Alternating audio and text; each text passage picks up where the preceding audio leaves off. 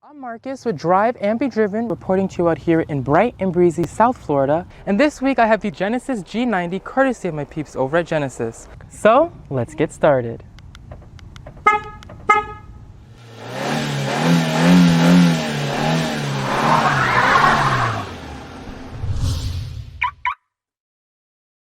But today we are going to focus on the top 5 most compelling aspects of the escape, as well as the top 5 areas that left me wanting just a little bit more. So of course, without further ado, cue that intro.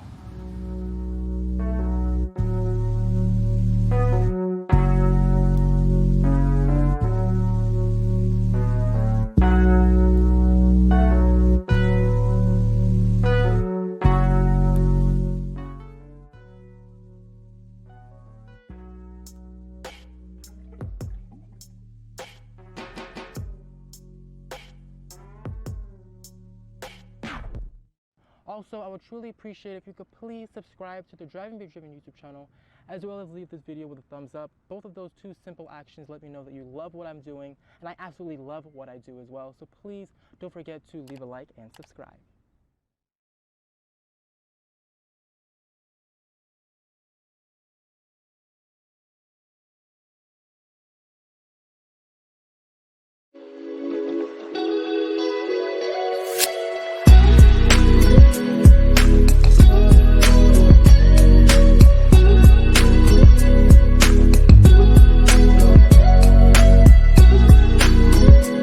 So you're an artist?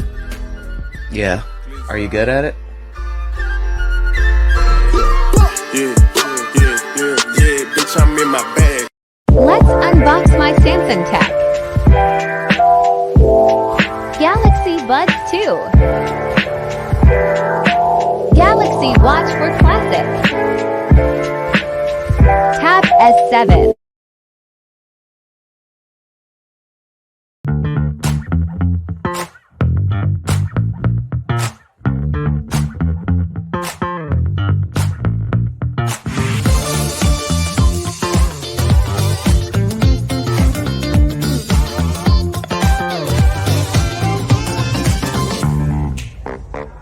Hey everyone, what is up? Welcome to my dream job journey, an event series from Adobe where we chat with special guests about how they achieved their dream careers.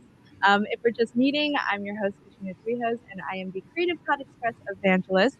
And I am also a content creator on YouTube and on Twitch on the side. So this is our 6th event in this series. So if you wanted to watch our past dream job events, check them out in the Creative Cloud LinkedIn page or the Adobe Creative Cloud Express YouTube channel.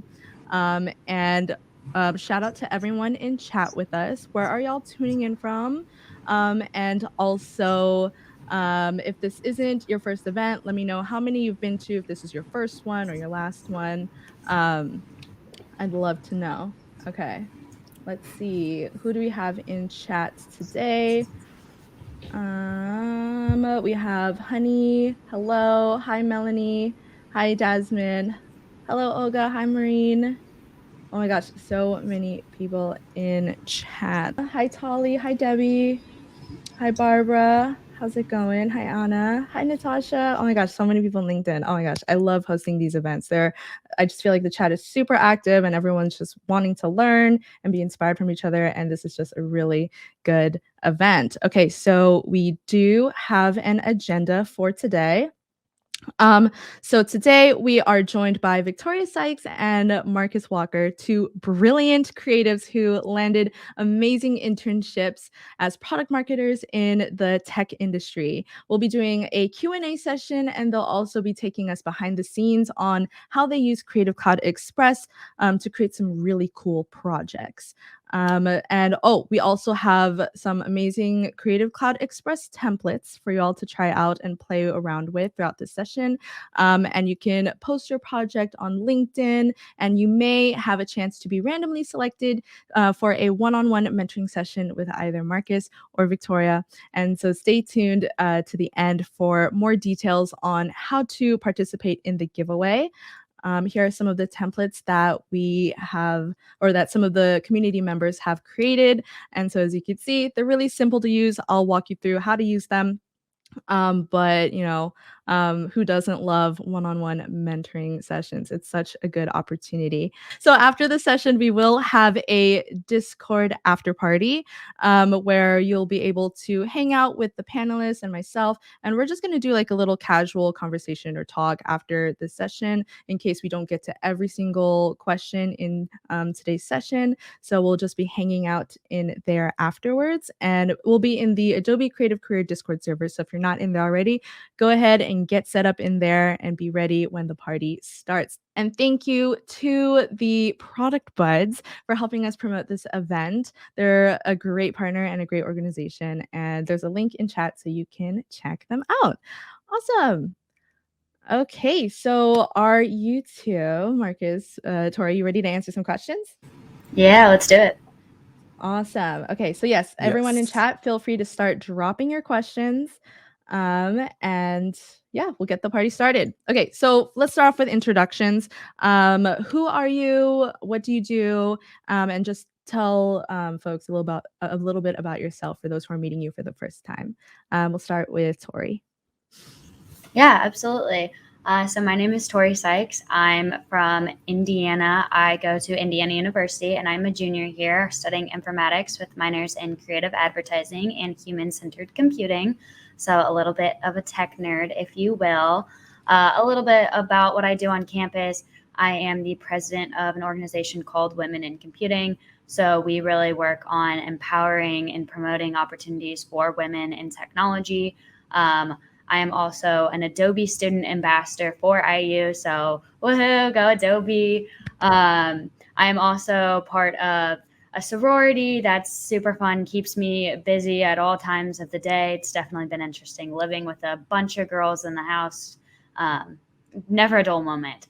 And for my upcoming summer internship, I'm going to be working with Microsoft as a product marketing manager. So I'm excited, like super excited. Can't wait. Awesome. Marcus? That is so awesome. So my name is Marcus, and I am currently a full-time penultimate student at Florida Atlantic University, or FAU for short. And I'm pursuing my BBA in marketing with a concentration in advertising. And as you know, I am an incoming Google APMM intern through the BOLD program. And I was born in New York City, and I now live in South Florida. So born in New York, raised in South Florida.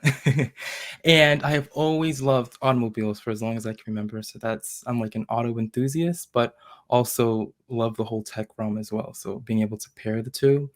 And as you saw in the intro card, I am the founder and editor-in-chief of Drive and Be Driven LLC, which is an automotive media production company that's does lots of different automotive reviews and all that stuff, and that's through drivingmedriven.com. And then also at school, I hold 2 executive board positions. I'm the publicity chairman for the National Society of Leadership and Success, but also the senior director of creative for the American Marketing Association.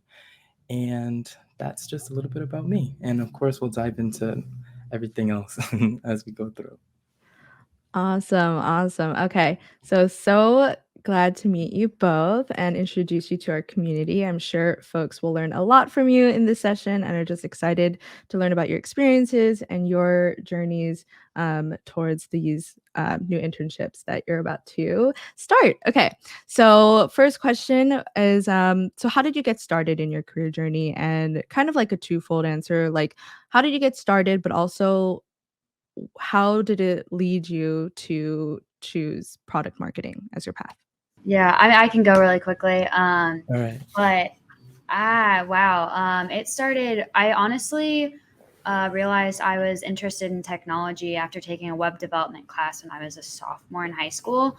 And my sister is really the one who pushed me to do that. Said, "Hey, informatics is really neat. You'd probably really like it. You just need to try it out." So that's what pushed me into informatics in the first place. And I knew, even in high school, but especially now throughout college, I knew as much as I love technology, I very much need to be a client-facing job. I need to be working with people all the time. I cannot sit behind a computer screen and have no interactions. That's just not my personality.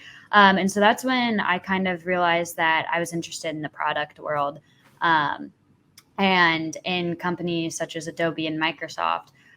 So actually, I was able to get my internship through my LinkedIn, really just marketing myself and what I do for Adobe caused Microsoft recruiters to see my profile and reach out to me and say, hey, I think you'd be a great fit. Why don't you apply for this? And the rest is history. Wow. Love That's that. so awesome. So for me, how I guess I led to product marketing, I wouldn't say from the beginning I, was like, oh yeah, I want to be a product marketer from like, in grade school and all this stuff. That was not obviously in my head, but all of the experiences that I have gained over time has led me down to, the path where I am right now to be a product marketing intern at Google. So I have always, like I said, loved cars, but also the tech realm as well. In high school, I participated in lots of STEM or STEAM related coursework. So STEAM is kind of like STEM, but adding that A in there. So science, technology, engineering, arts, and math.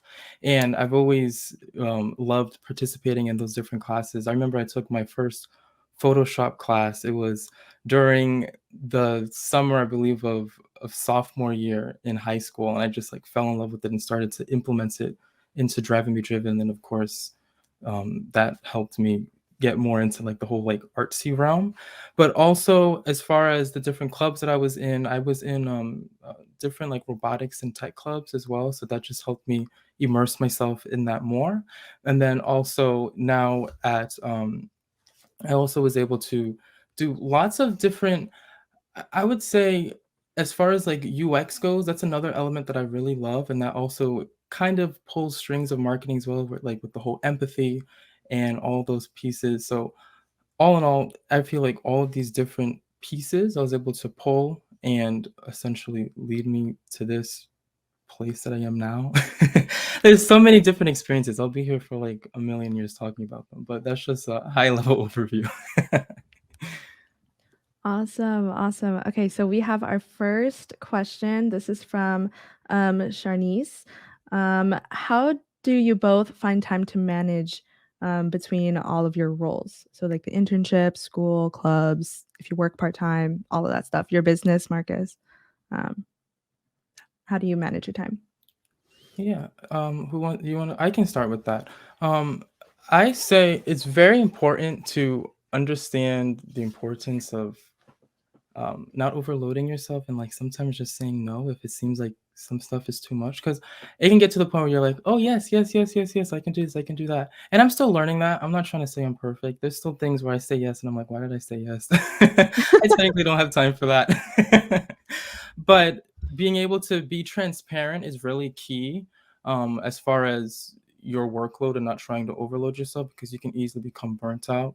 And then once you become burnt out, it kind of ruins the whole, oh, I want to do this next. But instead you're like, I don't want to do that because I'm so kind of have a negative connotation with it because you were so burnt out while you were doing it. So trying to make sure that you disperse your time somewhat evenly to where you're still enjoying what you're doing, but still, of course, getting that nice benefit out of it. And then also I like to time block and like use like Gantt charts. This is more work related, but I've been implementing it a bit more into personal life as well, just trying to be like, okay, I want to do this in this time frame, then this in this time frame. And the Gantt chart helps you with a big picture, calendar, but also some overlaps of tasks as well. And it allows for you to see some tasks that supplement each other. Maybe something has to happen before the other. But I'd say just prioritization and not being afraid to reach out for help too. I mean, you don't have to do it all yourself. Ask people to assist you along the way. Yeah, absolutely. I would second that. I would say I kind of learned the hard way last semester in school to make sure you're choosing what you want to do, but not overloading yourself. I bit off a little bit more than I can chew. And it does happen, and we're learning. So it's good to get those experiences just as much as it is to get the ones that are more successful. But for me, the biggest thing is organization and scheduling. So writing out what needs to get done every single day, writing out what needs to get done every single week. I have a giant calendar that's like this big that I have for the month too. I like to color code everything. So each school subject, each project is a different color. It just helps me stay on track. And then the most rewarding thing at the end of the day is being able to go check off every little box. It's so satisfying when you do the check off. It's like, yes, I Yes. did that. Mission Yes. accomplished. On to the next one. Right. Oh my gosh. Yes, those are such good tips. Even myself, I'm still learning how to time manage. It's definitely tough, a huge balancing act, and sometimes, things get a little overwhelming sometimes, and that's totally fine, totally normal. Okay, so the next question I have for y'all, back to the internship process with when think about the time when you're applying to Google or Microsoft or really any internship you've had in the past, if any. What was the application process like? And also, what are some things that you did in your application that you think made you stand out? Anyone can answer. Who wants to go? You want to go, Tori, or should I go? I mean, I can go. Okay, cool. I think one of the first things that I think of that really helps me stand out is just being able to talk about my experiences and relate them. One thing that I found very beneficial is talking about my experience with Adobe and how I've been able to work with a company like that and what that's done for me and what I've been able to learn from the company. So that's something that I really love to show off in application processes. Another thing I really learned is just make it a conversation. It's so daunting and it can be so scary, but they're people too, and they really just want to get to know you and see if you're a good fit for them and if they're a good fit for you. So for me, it was taking a step back and realizing, okay, this is just a conversation. We're just getting to know each other in a more formal way. Yes, for sure. That's a really good approach to take, for sure. I would say I definitely try to centralize a lot of my answers around things like empathy or data driven. Like any times that I made data driven decisions, whether it be in a past internship or in school, or even sometimes even if it's in like clubs, for example, as well, like just being able to pinpoint those different pieces, and also your ability to tell a story. I think that's really key as well. Like just thinking about times that you have done different things and how to put that into a story that can be easily relayed. And I used the SORT method, SOART, during the interviews, and practicing with that method really helps you come across as a better storyteller because it's a lot more structured rather than you just rambling about random things. But okay, I'm going to talk about the situation. I'm going to talk about the objective, right? And then you just go through those different pieces and it just makes your answer seem a lot more cohesive and succinct. And then also, I guess I would also pinpoint times that you worked cross-functionally with other people, understanding that everything's not super siloed, but sometimes you got to reach out to someone in that organization or this organization, and really having that more global mindset of the whole org and how there's lots of moving pieces to make the final product work. Yes, I love that. The SOART method. I've never heard of that. Jordan on my team is in the chat. Can you drop a resource link or something to that method so people can read on it? But can you explain what the SORT method is actually? Yeah, so it stands for situation, objective. I have a little card here because I don't want to forget it and say it wrong. Situation, objective, action, results, and then takeaways. And that's usually for your behavioral questions. And it's really key to use something like that. And also another thing I wanted to mention really quick for the resumes itself. This is of course before even the interview stage, but maybe writing your resume with this is another source that they could drop in there, the XYZ format. That's also extremely important as well. So X resulted in Y, or X to produce Y resulted in Z results, having it in that particular layout for all of your bullets, so it's easy to follow through, and then just like bolding your numbers, so it's like, okay, that's the impact, right? That was the yeah, that was the key metric. That was the success metric, I guess. That was the pullout. So those are Love that. just some quick things. Yeah. Anything to add, Tori, with like resumes and stuff? Yeah, I mean, for me, my mom actually is a recruiter, so I hear from her all the time, like, this is what it's like, this is what you should have. And she always tells me a recruiter's not going to look at your resume for more than 6 seconds. So you really want to highlight those key features. You want them at the top, you want them bold, and you don't want your resume to be over a page. And so for me, that's really what sticks out. So what's important, my education, my experience, having those bolded, and having that up front for everyone to see. That's really been my big takeaway on my resumes. Yes, that one page is so difficult, especially as you get more and more experience. You're like, I'm getting more stuff, but my resume has to still stay the same length. Yeah, How? like, what do I get rid of? Yep. So it's really key to tailor your resume to the role. Like, don't just stuff everything. It's key. What I usually do is, which I highly recommend, is have like a hyperlink to your LinkedIn, right? That's going to tell more of your story, but just put like the key ones that relate to that role. And then if they want to learn more, all your other experiences, your clubs, your, everything, right to the LinkedIn. And that could be scrolling forever if they want in there. Love that. Love those tips. So many power tips. We have the XYZ method, the sort method. What else? What else? Refresh my memory. We have the LinkedIn, hyperlink the LinkedIn, tailor your resume. So many tips. Okay, The so we one, have oh, go ahead. oh, the one page as well. One page. One page. Love that. Okay, so I have a question from Sundays. They asked, what is your favorite part of product marketing? Ooh, Yeah, that's a good okay. one. My favorite part, because there's so much that I like. Okay, I think I'll start this one. I think my favorite part would probably be the the like the empathetic element, right? Like being able to know that you're essentially like solving or supplementing like a problem that someone may be having, and you're helping by leveraging data. Because I really love like the whole user experience angle, like I mentioned previously. So I feel like when you're very empathetic and you try to relate a bit more with your user by like leveraging user data and stuff like that, it will help um, kind of like excite them, right? And like entice them, or like keep them like retained, like customer loyalty. Like it makes them want to stick with your brand. So I feel like underlying the whole empathetic piece is what's like driving me, as well as just being able to know that I'm helping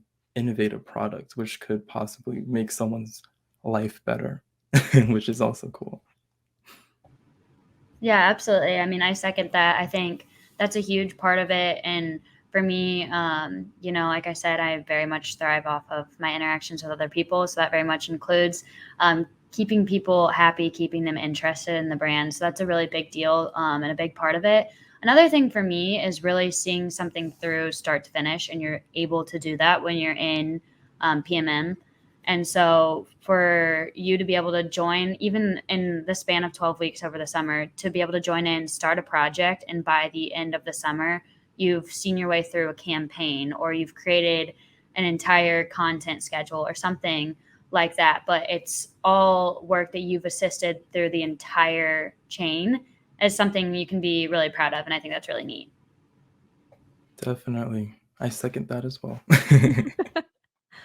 Awesome. It's so nice to hear like what your favorite parts are of product marketing, but we have to counter that. I have another question from Alfonso, and they asked, what was your biggest challenge as a product marketer? So maybe not your most favorite part, but one that really challenged you in this space.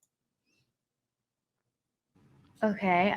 Yeah. So the first thing that comes to my mind is as much as I say I love connecting with people can be hard. And just because you think one way is the best way to connect with people, it may not be the best way for others. And so really making sure you have an empathetic mindset, like Marcus said, and you're thinking not about necessarily what you want and what you need, but what the customers want and what they need, and having that mindset so that you can market to them in the most effective way. It can be really, really difficult. That can be hard to take a step back and make sure you're thinking outside the box and having the whole picture. So I'd say that can be one of the more tougher challenges. Yes, for sure. And as far as like a biggest challenge to me regarding product marketing, I'm going to say the ambiguity, because honestly, I have not been necessarily titled a product marketer as of yet. So I can't really say that I know, like, a challenge or anything like that that may arise. But so I guess I would say, being able to navigate the ambiguity amongst when I officially start. But based off of this is just in general, I guess, understanding that any challenges or problems, or I guess another code word like conflicts or failures, they I feel like you can leverage those as like learning opportunities, right? So like anytime that you feel like, oh, that's like really challenging, or that I may have like slightly failed or wasn't as good as I could have been, leverage that as a learning opportunity, and don't disregard it, but see where you went wrong, so that in the future when it does arise, you can counter that. So hopefully once I start the product marketer role, I'll make sure I leverage that. Yeah, but you're kind of already a product marketer with like Right. your business on the side, you're marketing a product or a service. A service, right? Yeah, do you have any like challenges there running your own Oh yeah. organization? Having being like owning a business like that. Well, when I started, of course, I it wasn't 100% me. I had, of course, my family support. My mom was a huge person that was able to help me through like navigating it, because I started when I was 15 years old, actually. So I was extremely young. But over the years, I've been able to learn how many different pieces go into running a business, right? Of course, the marketing is a rather huge role, but being the sole person running a business, I mean, it can get overwhelming. I guess it's going to tie back to like the whole time management and kind of like prioritizing the pieces that are going to be most important to you, right? Like, and sometimes not even being afraid to like delegate as well. Like, yeah, I may be the sole person, but if something's maybe a little bit less urgent and doesn't really need you to do, delegate. Don't try to overload yourself. Be like, I have to do every little piece, because like I said, that's how you become burnt out, and you can turn your passion into like something you don't want to do. Yeah. I feel that. I feel that so much. Okay, so I have a question from Duang Teresa Nguyen. Any suggestion on how we can start off with product marketing? So someone who's just starting out who wants to go down the path of product marketing, what would be your tips? For me, it was really market yourself.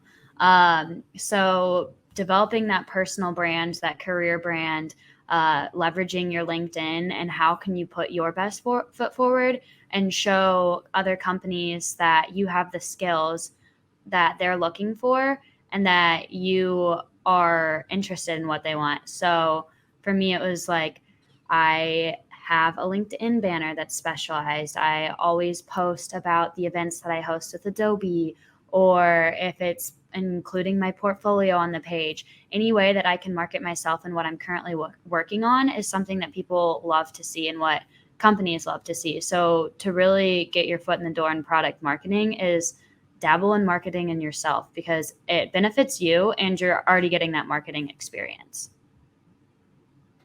Love That that. is so true. 100%.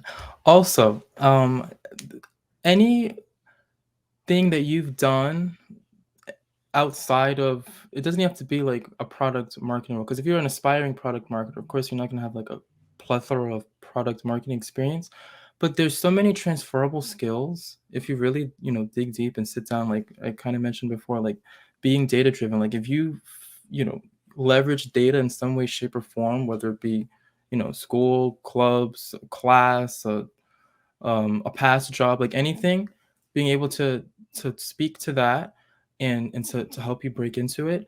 Also, anything like of course, the empathy piece as well, which also ties into the data driven, and just also tech in general. Like if you have a passion in tech, show it by just explaining the different elements that you like, whether it be a particular product or a service, because you can definitely see a passion when it brightens someone's face, right? You see it in their eyes. You're like, I know you're passionate. You're not just doing it for like the title, but this is actually something that you generally are interested in. So I say just go for it and put your foot out there. Like don't think, oh, I don't have any experience, so there's no use I can't get into it.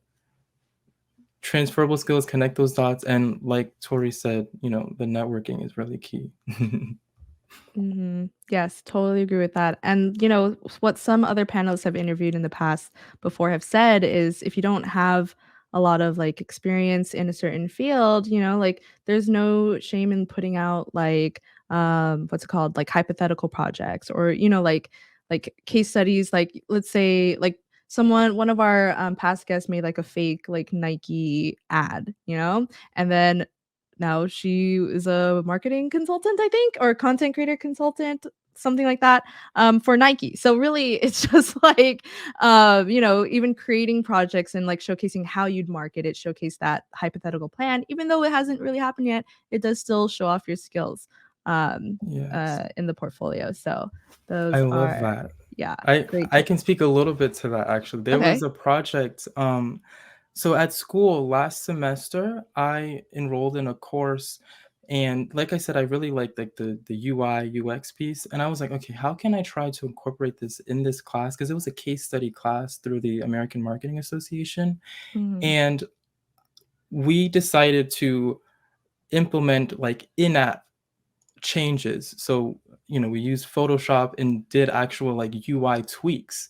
And this was hypothetical, of course. Like it wasn't like a real job or anything, but being able to build that out and put that into a portfolio and show like, oh, I did this, right? And use this particular data, was empathizing with our target audience, which we did like real surveys, but of course for like a hypothetical project. So, I mean, like you said, hypothetical is also a really good way to get your foot in the door as well, and being able to speak to that. Yeah. Yeah, exactly. Tori, do you have any experience with creating fake projects? I mean, yes, I think that's something that is really beneficial being a student. And at this point in time, like a lot of us don't have a ton of experience. We may have a few internships, or like Marcus, it's really awesome that he has his own business. But for a lot of 20, 21, 22-year-olds, you don't have a bunch of experience. So drawing from the classroom is huge. And so I last semester made a application to help students get outside and be active in their daily lives rather than just coming home from a day on campus and sitting in front of the TV. And while it wasn't real, we still did go through all of the steps and UX steps to make an actual mobile app, and even drew it out in Adobe products and XD. So even having those hypothetical situations and brainstorming how you would go about them and how you would make a solution has been really beneficial. And it is really beneficial in the interview process as well, because you can talk through your steps there. Love that. Love that example. And chat is totally vibing with everything y'all are saying. Natasha says, showcase your abilities, bottom line. Alberta said, thank you for this. Good job, guys.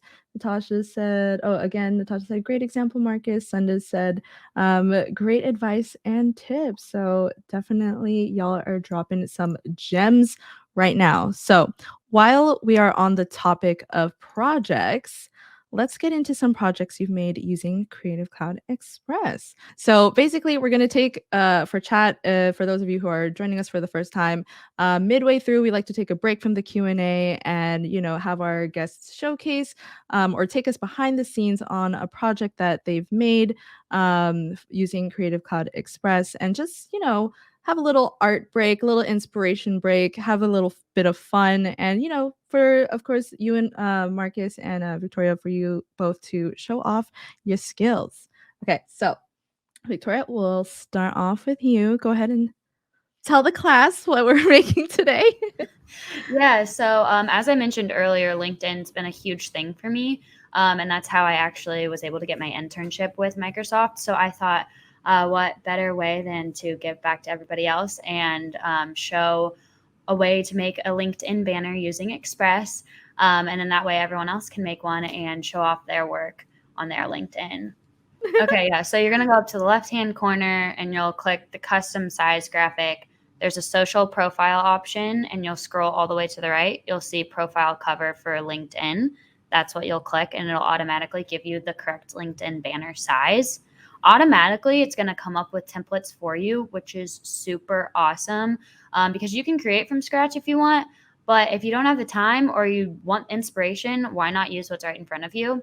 There's a ton of options, as you can see. The crown on the right-hand side means that it's a premium option. So if you go to school at Indiana University, for example, you have that option for free. It's available to you, but you may not. So I went and clicked on one that wasn't premium. And this is a really great one, but I don't like how his name's super small and off to the side. So I'm just going to get rid of that.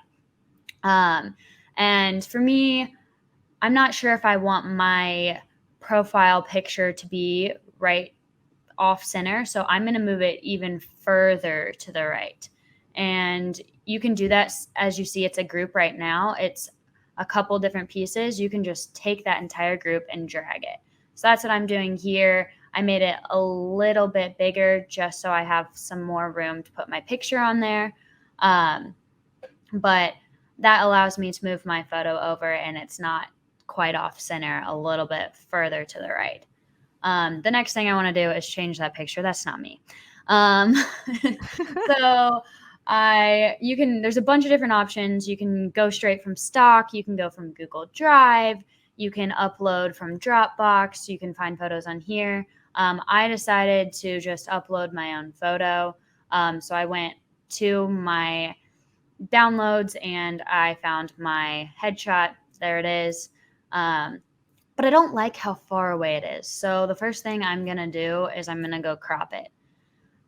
So I want to have more of my face. You can actually see me. Not that much. That's a little much. And then I want to make sure that I'm centered. So I don't want to cut my head off. I can just drag and drop.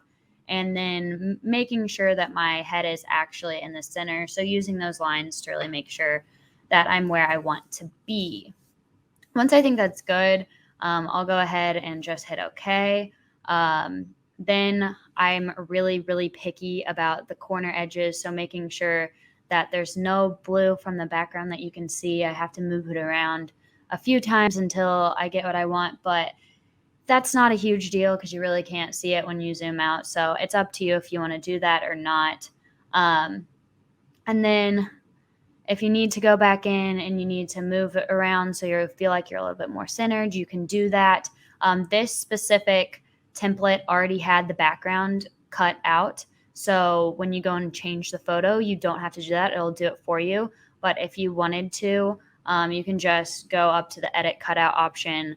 Or if it's not already cut out, it'll say that you can cut out the background and it'll automatically cut out the background for you. So super simple process, super easy, and really nice. The next thing I'm going to do after I like where my headshot is I'm going to change the color. I'm all about purple. That's kind of what my brand is. So I'm going to make sure I choose a purple that matches my shirt. The group that we originally had, all I did was click ungroup. That way I can just mess with each design asset individually. That way I can change the background, the target background. I then decided I want to change the whole background so that the color is very cohesive. And then I'm not the marketing student to watch of 2023, so I want to make sure I change that.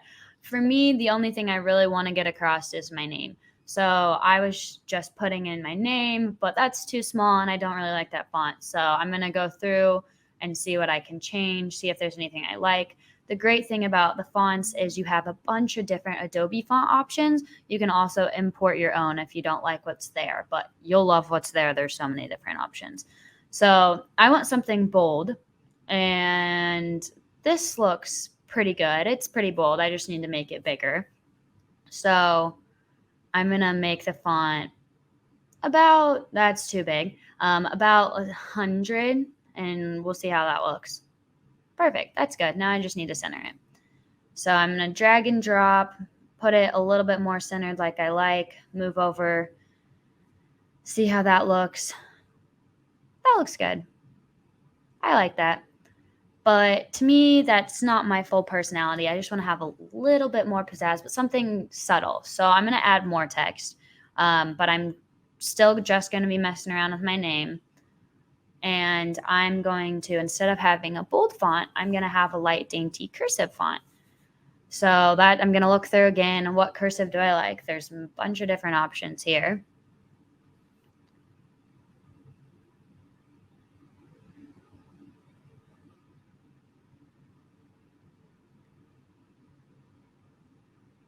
And once I do find one that I like, that one looks good to me, I'm going to change the color because that's too much white. So I'm going to make it black. And I think that makes it stand out a little bit more. Another thing that I want to do after I've blown up the text a little bit so you can see it a little bit better is I'm going to bring the opacity down. That way it doesn't stand out too much and I can overlap it with my other text. So I'm going to overlap it just a little bit, not too much. I still want it to be understandable and not look like a giant mess. So I'm just overlapping it a little bit right here so you can see my name in bold, and then you'll see it a little bit lighter. I just went ahead and duplicated that text instead of making a new one so I could copy it and change it to my last name.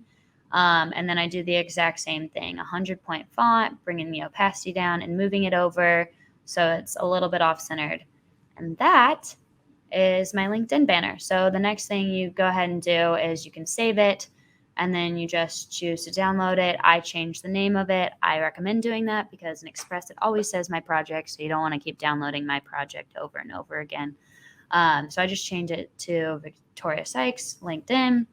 Go ahead and download it. I recommend downloading as a PNG and then solid color so you have your background. And there you are. Voila, a LinkedIn banner in 7 minutes. Oh my God, that was amazing. That was great. I felt slightly attacked when you said rename your projects because I save it as my project 1, 2, 3, 4, and 5. I listen, Katrina, I'm guilty of that as well. Everything is like, which one is it? My project 34? Yeah, that's the one. Yeah, when I do it on Adobe Live, when it comes to like naming the stuff, it's usually my last step, and I'm just like, you know what? We'll save it as my project. Let's go on. I get told that all the time. They're like, she probably doesn't name her layers, and I'm like, no, I don't ever name my layers. No. Yeah. Yeah, honestly, I'm the same way. I never really name stuff, and then it bothers me when I go back and look for it. So I actually have to rename it in my downloads. So why not practice now and rename it when I should? It needs to be a habit that we need to build for sure. Yeah. Cool. All right. So next up, we have Marcus's project. All right, take it away. Here we go. Okay, so I'll first talk about it just a little bit. So we're going to be making a YouTube thumbnail. It's going to be an automotive-focused YouTube thumbnail because I do automotive reviews.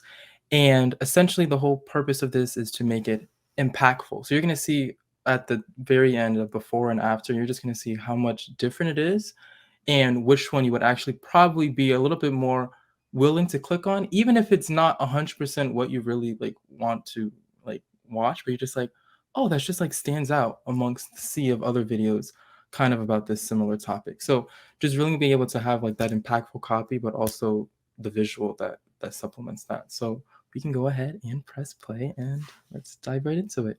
All right, so you can see here, this is the homepage for Creative Cloud Express. I'm going to there's lots of different formats here that you can pick from or templates, but I'm going to press custom size in the upper right hand corner. You can type in your own dimensions here, but I'm actually going to go to the popular section there and actually use the traditional YouTube thumbnail dimensions. So that's going to be super easy, 1280 by 720. Click on that, and I'm going to press next. And then it's going to then load up your workspace. On the left-hand side, like Tori showed, there's lots of different templates you can pick from. But I'm actually going to be a little risky and do my own. So I'm going to go into my documents here. I'm actually going to load up the video that this thumbnail is coming from. And I'm going to find a scene in the video and then essentially screenshot it or use the snipping tool. So I'm going to just go ahead and drag to the four corners, right-click, save as, and I'm going to just download that into my computer. And then I'm going to now go back into Creative Cloud Express and upload that image, that screenshot. And you can see it's rather small, so I'm going to resize it, make it fill out the whole 1280 by 720. And then this is when we're now going to start working on our thumbnail. So you can see it's pretty dark and I'm not too happy with the overall image. One thing I wanted to change immediately was actually turning the headlights on the car, because the headlights are not on the car and I like it being a lot more animated and inviting. So I actually have a second picture that I took of the car, slightly brighter because a slightly different sun was changing, but the headlights are on and it actually helps brighten the picture as well. So I put that over on top. I actually took out the background, all that stuff already beforehand, changed around the colors and everything. You can see everything's a lot more brighter than it was before. It's just like, whoa, like, wow, this is actually something came to life a bit more. So now I'm actually going to add a border to it as well. Right now it's blue and white and it looks like, what are you doing? Because you just covered the whole thing you're just working on. But it's actually a cool new feature. They have like the border or like a stroke to these shapes, the basic shapes. So I took out the fill and now we have the black going around the edges. And I'm going to also make another box and put that on top as well. And this is going to be like a secondary border in a different color. So I'm going to make it a little bit smaller. And I am going to then remove the center again. And I'm going to actually use a yellow that's from like Driving Me Driven branding. So this is just the website. The yellow is like seen all over the site. And I wanted to incorporate that into the thumbnail design as well. So I'm now going to go back to Creative Cloud Express and use the yellow, which is F3D 930. I know that from the top of my head because I use it so much. So that's the yellow. And there it is. And now I'm just going to work around with the thickness of that border and make it a little bit less prominent, but also have like some of the black leaking through. And once I'm done adjusting that all around, we're going to then move on to the next step. So next up is actually going to be adding the text to this. So that impactful copy that's going to make someone want to click on this video. So I'm going to type the best and worst of Mazda CX-30. I put best and worst in all caps.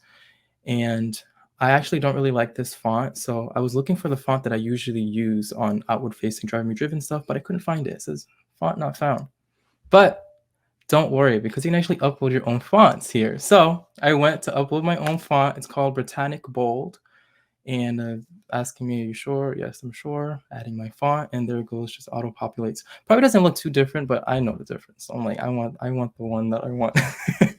So I'm going to change this to black border with the white font.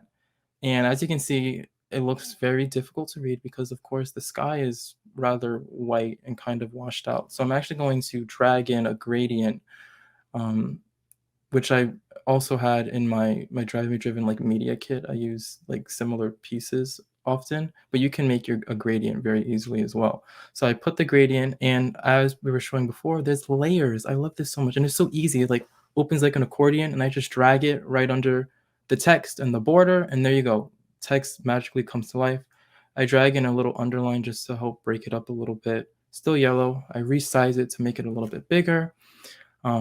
And then I'm going to duplicate that text to write another enticing piece of copy in 4K. Maybe someone's looking for a really high quality video. This is going to be the one you want because it says in 4K.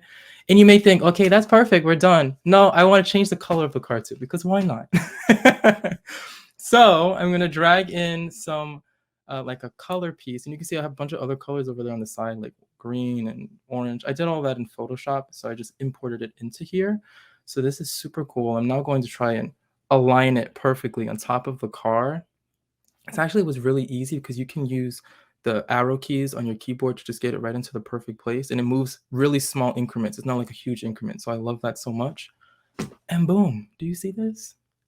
Do you see how different but still the same. And there we have it, before and after. Okay, hang on. First of all, you just changed the whole color of an entire car. Mm-hmm. I was so sick. Oh my gosh, I've never actually seen someone use that before.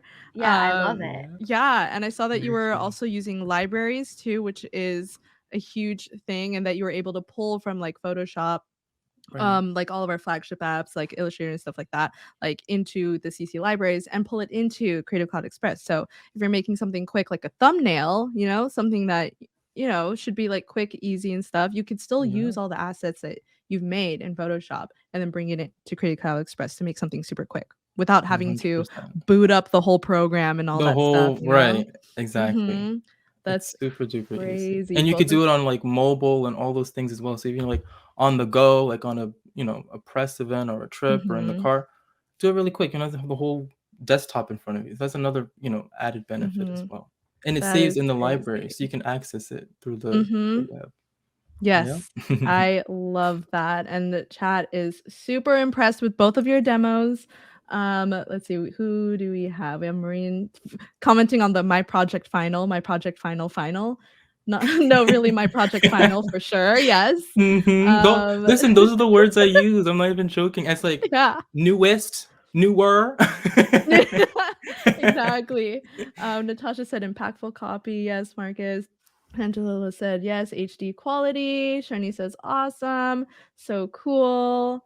Nice, beautiful. That's nice. I see it. Nice, Marcus. Amazing from Sundays. Skills on point from Angela. So people are just super excited to see your projects and to have y'all demonstrate because I do demos all the time, but I feel like just seeing folks from the community using the product and like even just sharing your own personal experiences and like how you use it in your life is just a lot more impactful at the end of the day, and people want to see you, not me. So there's that too. I don't know if that's true, Katrina. Oh god.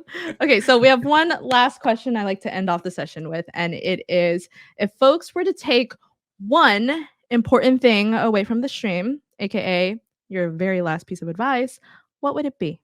I'm gonna say, I think this is a nice closing. Like, just believe in yourself, right? Like, just know that you have, what it takes. Like, if you want to reach a particular place or get a particular, you know, piece of experience, go for it, and don't fall into like an imposter like syndrome type of thing where you feel like, oh, I can't accomplish that because of some XYZ that's like in your head that no one probably sees, but it's like this fake thing in your head. Go for it, and just believe in yourself. I think that's something that's key, and being able to have that confidence, but still also having a very ready to learn mindset, right? Like, don't go in thinking you know everything, because no one likes to know it all. But they also like someone who's confident, right? They like someone who's confident, they know their stuff, but still open to learning, right? And collaborating. So being able to find that happy medium, I think, is really key. And beyond just product marketing, that applies to any career in your life. So definitely make sure you do that. Yeah, absolutely. It's really about those soft skills, and that gets you everywhere. How you can communicate with people, how you market yourself, being willing to learn, but being confident in your abilities. And there's going to be times where you're nervous or you're not sure of yourself. That's totally natural. But taking a step back and realizing, hey, I got this, and I can do this. And the one thing that my parents tell me that really sticks with me is, at the end of the day, the only person you can control is yourself. So what are you able to do to put yourself in the best mindset and get yourself in the places you want to be? And then at the same time, for your skills, I've been really going on about how great LinkedIn is, and I'm going to say one more time, leverage your LinkedIn. It will get you places. It did so for me. There you go. Boom. Mic drop. That is the end of the Q&A. Thank you all so much for hanging out and taking time out of your day to hang out with us, Tori and Marcus. I'm sure the community really appreciates your knowledge, your experiences, and for y'all to just share your story with us. It's really cool, and we're really excited for your journey. Cool. Okay, so. But chat, even though this is the end of Q&A, remember we're hanging out in Discord afterwards so that we can get more questions in and just chatting and hanging out. But we need to talk about our giveaway. So we do have 3 fun remixable templates from Creative Cloud Express. And as you can see, super easy to get started. So really quick, I am going to just share how you can participate in the giveaway to win a one-on-one mentoring session with either Victoria or Marcus. Our team member Jordan is dropping the link to the templates in the chat. And so all you have to do when you click on it, you'll be taken to a nice library of templates. And so all you have to do is just pick one that you like. You can pick one with a picture or one without a picture. Doesn't really matter. I also have blanks here as well. In case you want to just do something fun. You can use a template and you don't have to use a template, but we really want to know for the prompt for the giveaway is what is your dream company that you want to work for?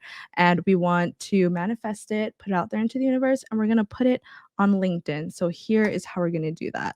So we're going to click on a template that we like. Let's go with the pink one. We'll match the pink theme going on with the flyer for this event. And it's just going to take a minute to load it up. It's creating a new project. So just be patient. We are chilling. But as it's loading, when you post the template on LinkedIn, it is important to make sure you use the hashtag Adobe Dream Job and hashtag express it so that we can see your post. And that's how we'll be randomly selecting someone for a mentoring session. And, we just want to see your post. We want to put y'all in the slide that I showed earlier. So that's how we're going to see your post. And also bonus points if you post in the Adobe Creative Career Discord server as well under the challenge submissions channel. That's a lot of information, but don't worry, it'll make sense when I show you. So when you open a template, you'll see this window pop up. All you have to do is just hit continue without brand and it goes away. It's just the brand kit that we use to make the template. So you're totally fine. And then from there, you have we put in some stock images here so you can just get rid of this placeholder text. Click on the photo. If you are putting in a headshot, all I have to do is just hit replace. Then go to in my case, I use Lightroom for everything to hold on my photos. And then from there, I'll just pick, give me some, where's my brand 2022? Here we go. Pick a nice headshot of you and upload it to the template. This one's nice. This one I always use. This one is on the cover of this event page. So boom, there you go. Wait for it to render. There you go. And then once it's ready, just make your photo nice and big or however you want it. Again, be super creative with these templates. There's no right way, right or wrong way to do this. And then the dream company, I'm going to say Adobe because we are here. So you can also just put in the text, or if you want to put the logo, you can do so as well. But yeah, really just get creative with it. I'm just putting in Adobe Red, and then boom. And that's really it. You can add more stuff if you want to, take some stuff out, however you want it to be, and then just hit download as a PNG, and then upload it to your LinkedIn or on Discord. So super easy. And then what else need to cover all the bases. Okay, but yeah, so that's pretty much it for the templates. Now we would love your feedback on this event so that we can make it even better for you in the future. So please take a moment to fill out our post-event survey. The link is in chat and also on the screen right here. So please, it really helps us and the team out so we can bring more events like this to you all and make them even better. But yeah, with that said, that wraps it up for this session. Thank you all so much for joining. Thank you, Marcus and Victoria and everyone in chat for joining us today. And we will see you all at the Discord after party. All right. Bye, friends. Thank you Thanks so for having us. much. Bye.